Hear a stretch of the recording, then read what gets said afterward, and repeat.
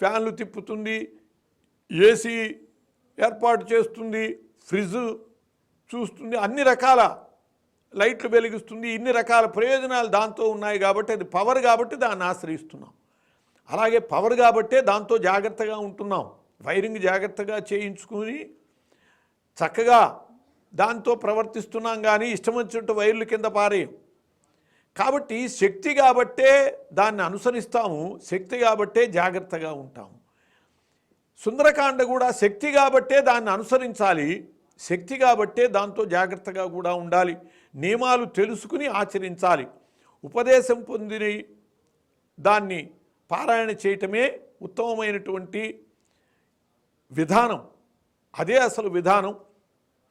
అలాగే ఈ పారాయణ చేసేటటువంటి కాలంలో ప్రత్యేకమైన కామ్యంతో చేస్తూ ఉంటే, ఊరికినే చదువుకుంటూ శ్లోకాలు భావమో ఊరికినే చదువుకుంటే అది వేరు. అలా కాక ఏదైనా కామ్యంతో పారాయణగా చేస్తే నియమాలు కూడా పాటించాలి.